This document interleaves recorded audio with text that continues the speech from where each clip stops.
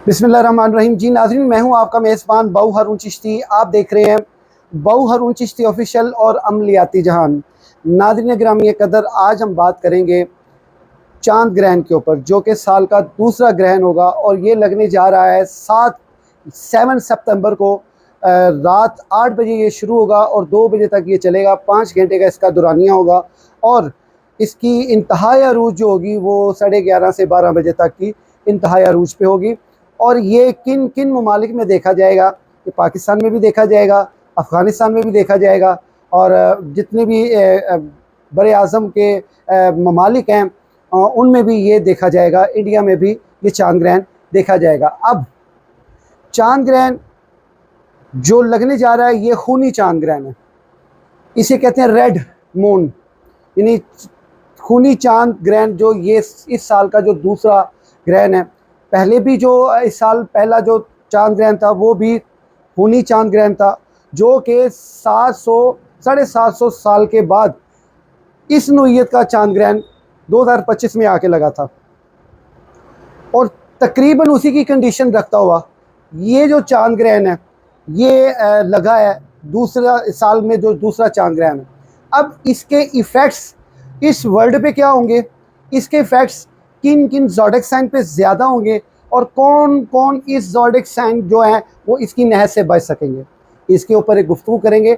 लेकिन उससे पहले मैं अपने नए आने वाले तमाम दोस्तों को जी आया हूँ, और जो मेरा प्रोग्राम का इंतज़ार करते हैं, मेरे प्रोग्राम को वॉच करते हैं, देखते हैं, सराहते हैं, मैं उनको तहे दिल से सलाम भी पेश करता हूँ और ख़राज तहसीन भी पेश करता हूँ।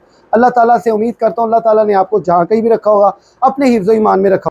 बात करते हैं चांद ग्रहण की। देखिए, ये चांद ग्रहण जो है, ये सूरज ग्रहण का ये जो निज़ाम अल्लाह ताला ने रखा है, ये कोई एक बाज़ औक़ात होता है ना कि नहस की अलामत बन जाए, और इसके ऊपर जो होते हैं ना गलत इफ़ेक्ट्स वगैरह के तासुर डालना, इसमें कोई शक नहीं है कि चांद ग्रहण और सूरज ग्रहण जो होता है वो एक ठीक अलामत नहीं है। ये एक आजमाइश की घड़ी होती है, और ये पूरे वर्ल्ड में ख़ासकर जहाँ पे देखा जाता है वहाँ पे इसकी नहस सात व असरात होते हैं। अच्छा, एक बात मैं आपको बता दूँ, 45 दिन पहले चांद ग्रहण के और 45 दिन बाद में इसकी नहस सात या पॉजिटिव साथ जो है वो चलना शुरू हो जाती है। अब ये साल का दूसरा चांद ग्रहण जो है ये किस कदर इस कुर्रे अर्द पे, यानी कि जहाँ जहाँ देखा जा रहा है, क्या इफेक्ट्स लेके आ रहा है।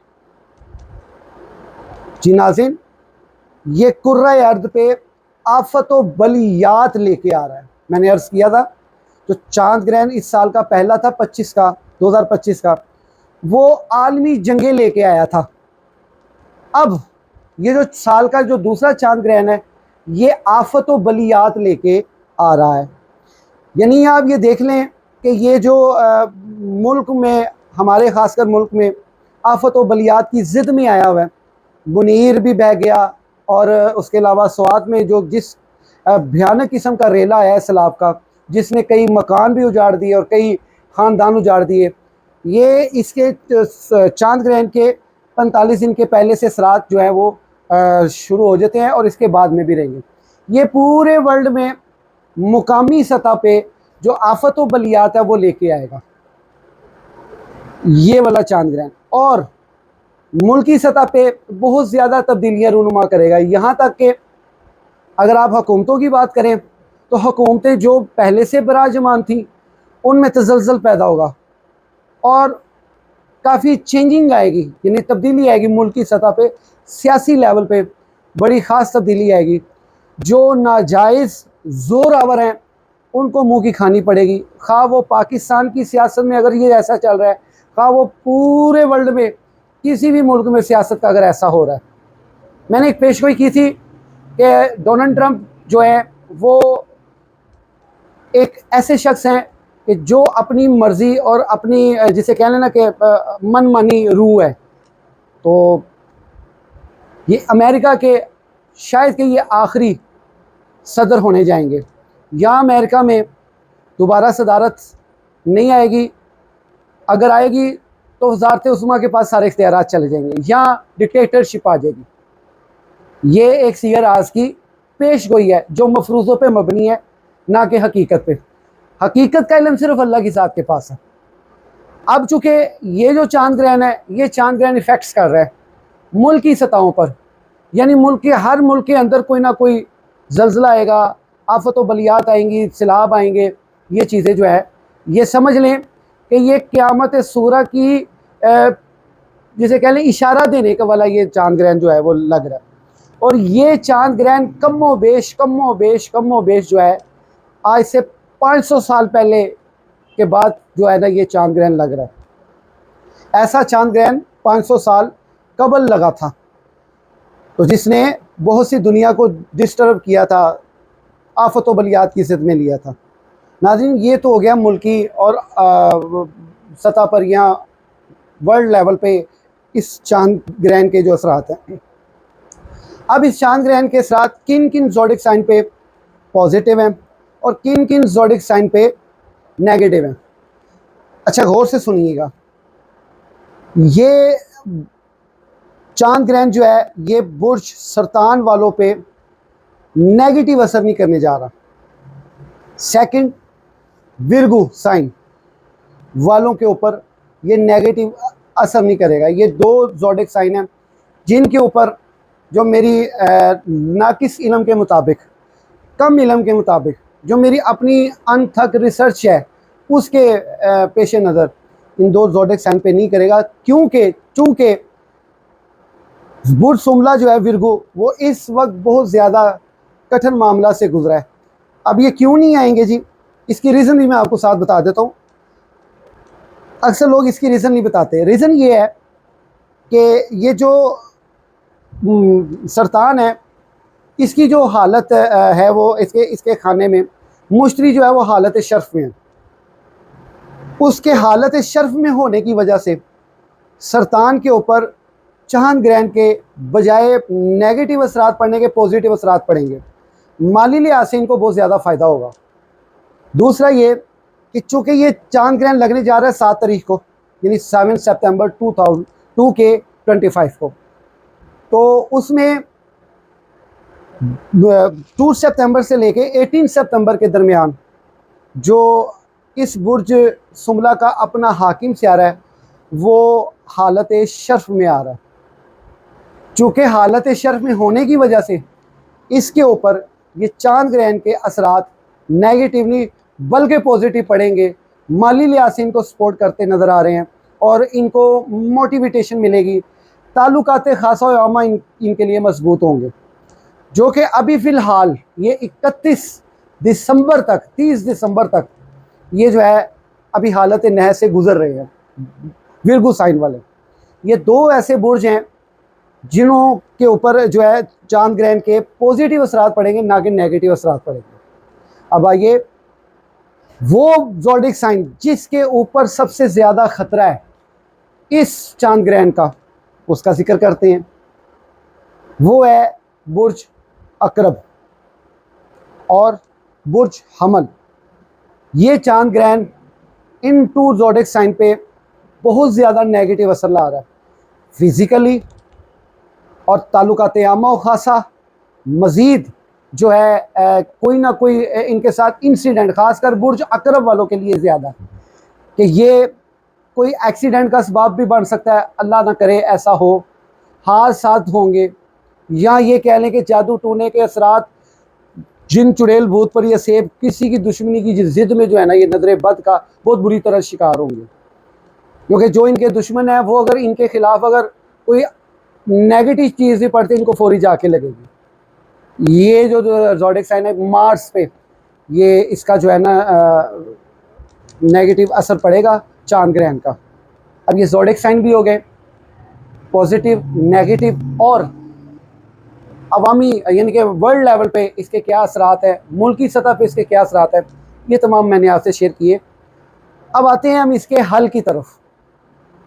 नबी पाक सल्लल्लाहु अलैहि वसल्लम का साहबज़ादा मुबारक दुनिया से पर्दा फरमा गए, बच्चे आपका एक बेटा फौत हो गया।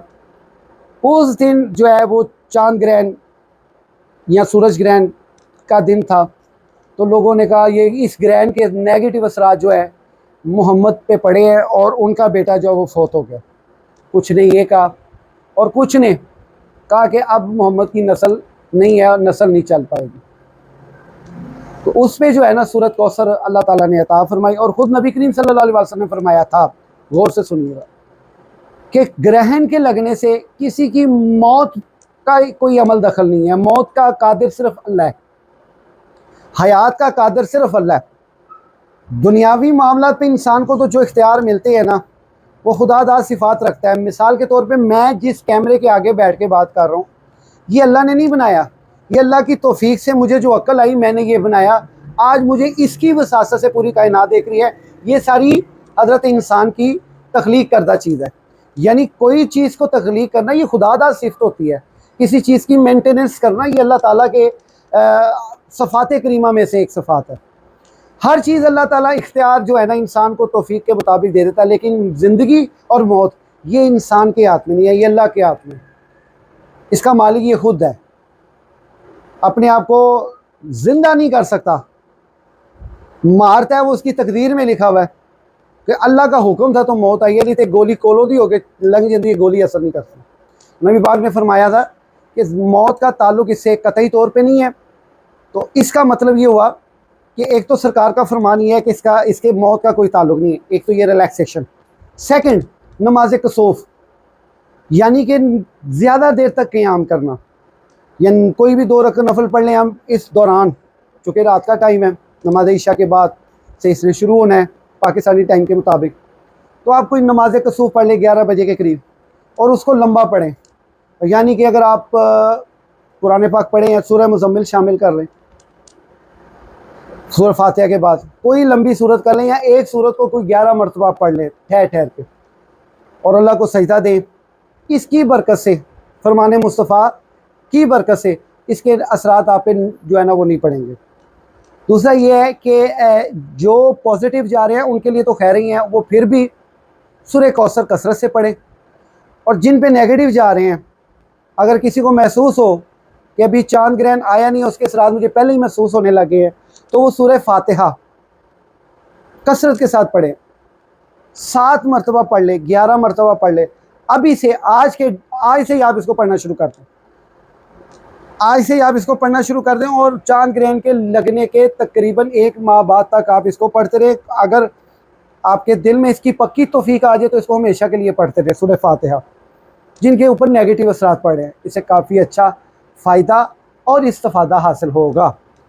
तो हो सके जिनके ऊपर नेगेटिव असरात पड़ रहे हैं, रोज़ी की परेशानी, तंग दस्ती है, लोहे मुश्तरी और लोहे अतारद ये लाजमी बनवाएं।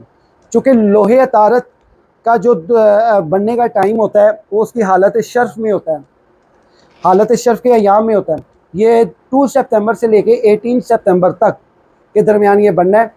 इसका ऑर्डर अगर हमें पहले मौसूल होगा तो हम इसको बनाएंगे भी 2 सितंबर के बाद जाके, 2 सितंबर के बाद जाके बनाएंगे, और जब ये उस साथ के दौरान बनेंगे, यानी इस टाइम के दौरान ये बनेंगे, तो फिर हम आगे जो है ना वो आपको दे सकेंगे। लेकिन इसके लिए आपको अभी से ऑर्डर करना पड़ेगा, क्योंकि ये हम पित्तल पे या तांबे पे बनाते हैं मशीनरी के ज़रिए। तो ये लोहे अतारत लाजमी बनवाएं आप, ये बहुत ज़रूरी है। इसके लिए रिज़्क़ की बरकत आएगी। ज़रूरी नहीं है विरगु साइन वाले बनवाएं, 12 ज़ोडिक साइन से ताल्लुक़ रखने वाले लोहे अतारत बना के अपने पास रख लें। दूसरा, लोहे मुश्तरी लाजमी बनवाएं। ये थोड़ी कॉस्टली होती है, लेकिन इसने चूँकि 12 साल आपके साथ चलना है। मुश्तरी साल भर में 1 मरतबा हालत शर्म में आता है, और वो थोड़े टाइम के लिए आता है। तो ये हालत शर्म में इसने रहना है, क्योंकि इसकी तैयारी में टाइम लगता है। जब आप ऑर्डर करेंगे डेफिनेटली वो बनने पे टाइम लगता है। ये नहीं कि आपने आज ऑर्डर किया तो 2-4 दिनों के बाद, हफ्ते के बाद बन जाए। हफ्ता 10 दिन इसको तैयारी में लगते हैं। तो आप ये लोहे मुश्तरी लाजमी बनवाएं। इसके अलावा आपको किसी चीज़ की कोई भी मशवरा मुशावरत करनी है, स्क्रीन पे हमारा नंबर मुसलसल चल रहा है, आप हमसे मशवरा कर सकते हैं। जहाँ तक हो सके हम हर खासो आम के लिए हाजिर हैं। हमारी खिदमत आज से नहीं, अरसा 2008 से हम खिदमत कर रहे हैं मखलूक खुदा की। जब तक सांस है, वो किसी शायर ने खूब कहा है, चिट्टे रंग दा बदाम हो सी, या रसूल अल्लाह चिट्टे रंग दा बदाम हो सी, जिउंदियां भी तेरियां मोया मिट्टी भी गुलाम हो सी। इंशाअल्लाह ताला जिनकी नौकरी कर रहे हैं, जिनकी ग़ुलामी कर रहे हैं, इंशाअल्लाह ताला आगे भी हमारा यही अज़म है कि आप लोगों को जितना हो सके अच्छा गाइड और अच्छी चीज़ें जो है आप तक हम पहुँचा सकें। यही हमारा एक हुस्न है आस्ताना आलिया डेरा सके मीरा का। तो चांद ग्रहण के वाले से जो मैंने आज आपको कुछ चीज़ें बताई हैं, इसको आपने पूरे मनोवन तरीके से वैसे ही करें, पढ़ाई करें। मज़ीद कोई अहम मालूमात चाहिए तो उसके लिए मैं हाज़िर हूँ। एक नई वीडियो तक के लिए अपने मेज़बान बाऊ हारून चिश्ती को इजाज़त दीजिए। खुदा आपका निगहबान रहे, आप जहाँ भी रहें सलामत रहें। खुदारा अपनी फैमिली वालों का ख़ास ख्याल रखें, अपने घर वालों का ख़ास ख्याल रखें, अपने बच्चों का और अपनी बीवियों का, अपनी माँओं का, बहनों का, भाइयों का ख़ास ख्याल रखें। दोस्तों के साथ उसने सलूक से पेश आएँ। और हर एक नबी पाक सल्लल्लाहु अलैहि वसल्लम ने फरमाया वो हम में से नहीं है जो हमारे बड़ों से अदब से पेश नहीं आता और छोटों पे शफ़क़त नहीं करता, वो हम में से नहीं है। लिहाजा इन चीज़ों के साथ जो है ना आपकी बड़ाई भी है और आपकी अच्छाई भी है। तो इंशाल्लाह नई वीडियो तक के लिए अपने मेज़बान को इजाज़त दीजिए। अल्लाह हाफ़िज़।